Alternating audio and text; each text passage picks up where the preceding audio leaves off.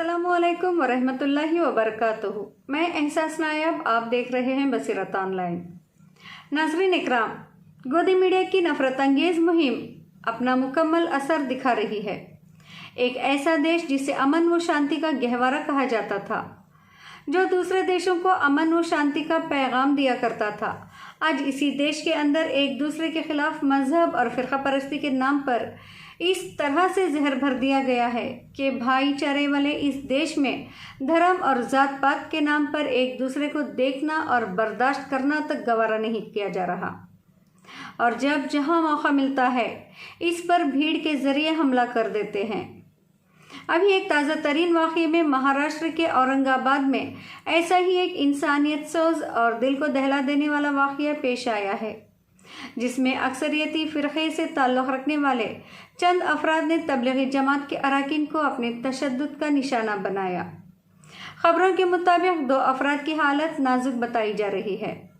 आज हम अपने इस प्रोग्राम में इसी मौजू पर बात करेंगे, लेकिन इससे पहले कुछ दीगर खबरों पर एक नज़र। नाज़रीन इकराम, आगे बढ़ने से पहले अगर अभी तक आपने हमारे चैनल को सब्सक्राइब नहीं किया है तो जल्दी से सब्सक्राइब करें। ताज़ा तरीन अपडेट के लिए बेल आइकन दबाना ना भूलें। इसी के साथ हर वीडियो को लाइक, कमेंट और शेयर ज़रूर करें।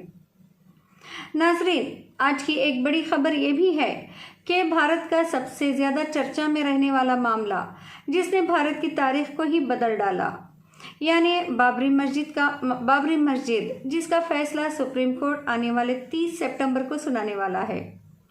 इस फैसले के मुद्दई हाशिम अंसारी के बेटे इकबाल अंसारी ने सीबीआई की खुसूसी अदालत से अपील की है कि वो हिंदू मुस्लिम एकता और कौमी एकजहती को सामने रखते हुए तमाम 32 मुल्जिमान को बरी कर दे और उन्हें कोई सज़ा ना सुनाए। इस अपील के सामने आते ही विश्व हिंदू परिषद के सूबाई मीडिया इंचार्ज शरद शर्मा ने फौरन ही इस अपील का खैर मुकद्दम करते हुए इकबाल अंसारी के बयान की हिमायत की है और कहा है कि इकबाल अंसारी का बयान खुश आइंद है। अदालती फैसला राम मंदिर के हक़ में आया है। ऐसी सूरत हाल में बाबरी मस्जिद इन्हदाम केस को ख़त्म करने की ज़रूरत है। ख्याल रहे कि बाबरी मस्जिद इन्हदाम केस में मुल्क के साबिक़ नायब वज़ीर आज़म और वज़ीर दाखिला LK अडवाणी, उमा भारती, मुरली मनोहर जोशी और कल्याण सिंह जैसे लीडरान मुलजिम हैं।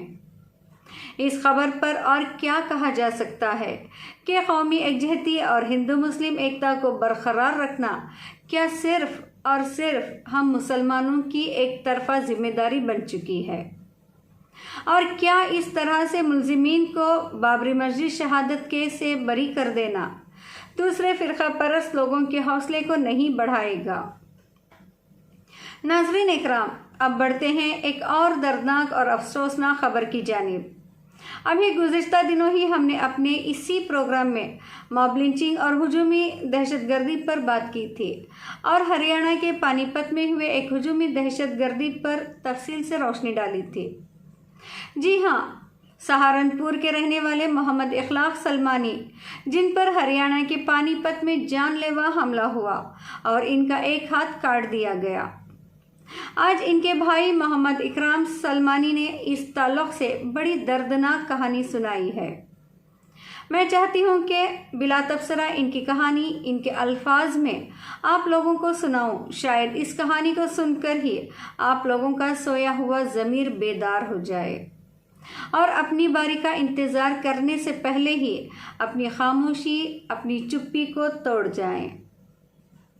मोहम्मद इकराम सलमानी मीडिया से बात करते हुए कहते हैं, मेरे भाई इखलाक का कटा हुआ हाथ तो मिल गया, अब हम इंसाफ की तलाश कर रहे हैं। मोहम्मद इकराम सलमानी बड़े दुख भरे अंदाज में कहते हैं, बड़े और ताकतवर लोग हमेशा सच्चे और सही होते हैं और हम जैसे गरीब झूठे। अब पुलिस की कहानी सियासी हो गई है। क्या ये सच नहीं है कि मेरे भाई का हाथ कट गया है कि मेरे? जी हाँ नाज़रीन, इसके बदन पर सैकड़ों चोट के निशान हैं। इसके सर में ईंट मारी गई है, इसके पैर में कील चुभाई गई है, इसके जख्म चीख रहे हैं, इसके साथ हुई दरिंदगी नजर आ रही है। आप ये बताएं, जितनी चोट इसको लगी है वो जिंदा बच गया, क्या यही ताज्जुब है? 28 साल का जवान है, बदन में ताकत थी, बर्दाश्त कर गया मेरा भाई। 4 दिन में होश आया इसे, मौत से अब तक लड़ रहा है। बदन में इन्फेक्शन हो गया है और ख़तरा लगातार बढ़ता ही जा रहा है। सरकारी अस्पतालों में जगह नहीं है, हमारे पास पैसे नहीं हैं। लीडर आते हैं, भरोसा दिलाते हैं और चले जाते हैं। पुलिस ने हमारे खिलाफ ही रिपोर्ट दर्ज कर दी है। मेरी फैमिली को लगता है कि मेरे भाई को इंसाफ नहीं मिलेगा। मैंने तय किया है कि आखिरी दम तक लड़ूंगा। मोहम्मद इकराम सलमानी, जो कि हुजूमी दहशतगर्दी के शिकार मोहम्मद इखलाक सलमानी के बड़े भाई हैं, वो मज़ीद कहते हैं कि वो गुज़िश्ता 25 दिन से रात में सो नहीं पाए हैं। रात दिन अस्पताल और थाना पुलिस के चक्कर काट रहे हैं। इकराम कहते हैं इखलाक दर्द से चीखता रहता है। हम ये भी नहीं समझ पा रहे कि ये सज़ा हमें हमारी शनाख्त की वजह से मिली है या गरीबी की ठोकरों से। पुलिस का एक दरोगा समझौते की बात कह रहा है। चांदनी बाग पुलिस मीडिया में कहती है कि हम उन्हें ताउन नहीं कर रहे हैं, हम तो इनके दरवाजे पर खड़े हैं। मोहम्मद इकराम मज़ीद बताते हैं कि अब इखलाक के जिस्म में जहर फैल रहा है, यानी इन्फेक्शन फैल रहा है। इसने बात करना बंद कर दिया है। वो इशारों में अपनी बात कहता है। सिर्फ हाथ कटने की एक वजह नहीं है, इसके जिस्म के हर एक हिस्से पर चोट है। इसके सर में गहरा जख्म है, जांग में कील जैसा कुछ चुभा हुआ है। इस पर मजालिम ढाए गए हैं। इसका जिस्म भी चीखता है और वो भी। मोहम्मद इकराम इंतहाई दर्द भरे अंदाज में आगे कहते हैं, पुलिस ने इखलाक के खिलाफ उल्टा मुकदमा लिखने में जल्दबाजी दिखाई।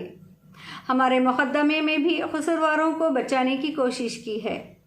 जाए वक़ू से 8 किलोमीटर दूर तक हमने इखलाक का कटा हुआ हाथ तलाश किया था, लेकिन वो नहीं मिला। अब पुलिस इसे वहीं से बरामद हुआ बता रही है जहां हमें वो नहीं मिला था। हमारा मानना है कि ये हाथ वहां लाकर फेंका गया है ताकि रेल हादसा साबित किया जा सके। शायद ये कहानी सुनकर अवाम का ज़मीर बेदार हो जाए। जी हाँ नाजरीन, ये दर्द भरी कहानी सुनकर अवाम का ज़मीर बेदार हो जाए और वो अपनी बारी का इंतज़ार करने की बजाय इस तरह के होने वाले मजालिम के खिलाफ उठ खड़े हों और अपनी तवील खामोशी को तोड़ सकें। एक और ख़बर पर नज़र डालें। ये खबर कर्नाटक की राजधानी बेंगलुरु की है। कर्नाटक में अक़लियतों के साथ एक और नाइंसाफ़ी। रियासती हुकूमत ने BBMP के लिए एडमिनिस्ट्रेटर किया नामजद। बृहत बेंगलुरु महानगर पालिके BBMP का शुमार मुल्क के बड़े बल्दियाती इदारों में होता है। 198 वार्डों पर मुश्तमिल बेंगलुरु महानगर पालिके की काउंसिल की 5 साला मियाद हाल ही में मुकम्मल हुई है। कोरोना वबा की वजह से इंतखाबात का ऐलान न करते हुए रियासती हुकूमत ने BBMP के लिए एडमिनिस्ट्रेटर नामजद किया है, लेकिन अब BBMP वार्डों के रिजर्वेशन की नई फहरिस्त के मंजर आम पर आने के बाद इंतखाबात की तैयारियां और इंतखाबी सियासत भी शुरू हो चुकी है। BBMP वार्डों की नई रिजर्वेशन फहरिस्त पर सियासी हल्के में मिले जुले रद्द-अमल का इजहार किया जा रहा है। दूसरी जानिब अक़लियतों बिलखुसूस मुसलमानों में ज़बरदस्त नाराज़गी देखने को मिल रही है। वजह साफ है, शहर में मुसलमानों की कसीर तादाद वाले ज़्यादातर वार्डों को ख़वातीन और दीगर तबक़ों के लिए महफूज कर दिया गया है। BBMP के साबिक़ अपोजिशन लीडर और कांग्रेस के कारपोरेटर अब्दुल वाजिद ने कहा कि अक़लियतों की आबादी वाले तमाम वार्डों को रिज़र्व कर दिया गया है। आने वाले इंतखाबात के पेश नज़र मुनज़्ज़म तरीक़े से मुस्लिम नुमाइंदगी को कम करने की ये कोशिश की गई है। अब्दुल वाजिद ने कहा कि इनके वार्ड मनोराइना पालिया को ख़वातीन के लिए रिज़र्व कर दिया गया है। इसी तरह मुसलमानों की कसीर तादाद वाले वार्ड, जी हाँ नाज़रीन, कसीर तादाद वाले वार्डों को या तो ख़वातीन या फिर दलित पसमानदा तबक़ात के उम्मीदवारों के लिए महफूज किया गया है। अब्दुल वाजिद ने कहा कि न सिर्फ अक़लियतों बल्कि कांग्रेस पार्टी के कई कारपोरेटरों के वार्डों को रिजर्वेशन के तहत लाया गया है। रिजर्वेशन की नई फहरिस्त के बाद आवाम की जानिब से एतराज़ात दाखिल करने के लिए जब चंद दिनों का वक्त दिया गया है। अब्दुल वाजिद कहते हैं कि चूंकि रियासत में बीजेपी की हुकूमत है, रिजर्वेशन फहरिस्त में अक़लियतों के नुक्ते नज़र से कोई बड़ी तब्दीली की उम्मीद कम ही की जा सकती है। साल 2015 में हुए बरोहित महानगर पालिका के इंतखाबात में कुल 198 वार्डों में 16 मुस्लिम कारपोरेटर मुंतखब हुए थे। नाज़रीन इकराम, अब बढ़ते हैं आज की अहम खबर की जानिब। जैसा कि हमने शुरू में बताया था कि महाराष्ट्र के औरंगाबाद में एक मॉब लिंचिंग का वाक़या पेश आया है, जिसमें तबलीगी जमात के अराकीन को निशाना बनाया गया है। खबर की तफसील कुछ इस तरह है। बेड़ ज़िला के ताल्लुक़े धारवार, जी हाँ नाज़रीन, धारवार से ताल्लुक़ रखने वाले तबलीगी जमात के अफराद को 16 सितंबर की रात में फ़िरक़ा परस्त गुंडों ने अपने तशद्दुद का निशाना बनाकर उन्हें जान से मारने की कोशिश की और उन्हें शदीद ज़ख्मी करके फ़रार हो गए। बेड़ ज़िला पुलिस सुपरिटेंडेंट हरीश पोतदार ने इस ज़मन में आज UNI को बताया कि इस मामले में कल रात 2 अफराद को गिरफ्तार किया गया है और इनके अलावा मज़ीद 3 अफराद की शनाख्त की गई है और उनकी गिरफ्तारी के लिए सर्च टीम बनाई गई है। जल्द ही उन्हें भी गिरफ्तार कर लिया जाएगा। इत्तला के मुताबिक धारवार के तबलीगी जमात के अमीर और उनके कुछ साथी एक तदफीन और जनाजे में शिरकत के लिए रात में धारवार से अंबा जोगाई जा रहे थे। रास्ते में केज अंबा जोगाई रोड पर उनकी कार खराब हो गई, जिसके सबब वो लोग रास्ते में रुककर कार का जायज़ा लेने लगे। कार के रेडिएटर में पानी ख़त्म होने से धुआं निकल रहा था, इसलिए 2 लोग पानी लाने के लिए गए।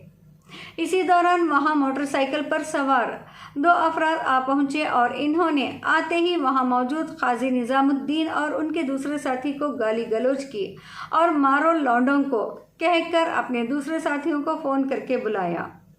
फ़ोन करने पर फौरी करीब से 2 और मोटरसाइकिलों पर सवार 6 लोग वहां पहुंच गए और डंडों और रास्ते पर पड़े हुए पत्थरों से इनके सरों पर मार पीट करके उन्हें शदीद ज़ख्मी कर दिया गया। वाज़ेह रहे कि महाराष्ट्र में मुसलमानों की तज़यीक़ और तौहीन करने के लिए लौंडे लफ्ज़ का इस्तेमाल फ़िरक़ा परस्तों की जानिब से किया जाता है। गुंडों के ज़रिए शदीद ज़दोकोब और तशद्दुद के नतीजे में गाजी निज़ामुद्दीन और सुहेल तंबूली दोनों बेहोश होकर गिरने के बाद वो सारे चलो यहाँ से, ये मर गए, ये कहकर राह फ़रार इख्तियार की। ज़ख्मियों को बेड़ के सरकारी अस्पताल में दाखिल किया गया है, जहां पत्थर से सरों पर हमला करने से इनके सरों में 8 से 10 टांके लगाने पड़े हैं। नाज़रीन इकराम, अभी गुज़िश्ता दिनों ही जब यूपी के बरेली में मोहम्मद बासित और नोएडा में कैब ड्राइवर मोहम्मद आफ्ताब आलम, इसी तरह हरियाणा के पानीपत में मोहम्मद इखलाक सलमानी पर हुए हुजूमी तशद्दुद पर हमने तफसील से बात की थी और हमने कहा था कि भारत का मुसलमान असली आत्मनिर्भर है। इसे सरकार की किसी स्कीम की कोई ज़रूरत नहीं है, बल्कि इसे सिर्फ़ और सिर्फ जान और माल के तहफ़्फ़ुज़ की ज़रूरत है। अभी तक मॉब लिंचिंग और हुजूमी तशद्दुद के ख़िलाफ़ पार्लियामेंट में कानून साजी में किसी सियासी पार्टी ने दिलचस्पी नहीं दिखाई है। हुक्मरान जमात से तो कोई उम्मीद इसलिए नहीं की जा सकती कि बहरहाल इसे इसमें फ़ायदा है, लेकिन वो सियासी जमातें जो हमें अपना वोट बैंक समझती हैं और हम भी जिसे अपना हमदर्द समझते हैं, इन सेक्युलर कही जाने वाली सियासी जमातों ने भी इस जानिब कोई कदम नहीं उठाया है।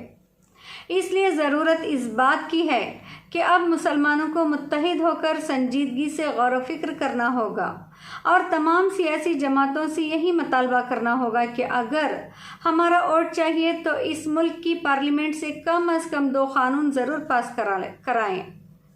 एक तो मॉब लिंचिंग के ख़िलाफ़ और दूसरे फ़िरक़ा वाराना फसादात के ख़िलाफ़, क्योंकि यही दोनों चीज़ें भारत में मुसलमानों को ख़त्म करने का सबसे आसान तरीक़ा है। जब तक इन दोनों पर सख्त से सख्त कानून नहीं बनेगा और इस पर अमल नहीं होगा, मुसलमान कभी भी इस मुल्क में महफूज नहीं रहेगा। मुसलमानों को इस मसले पर संजीदगी से सोचना होगा और ठोस लाहिया अमल बनाना होगा।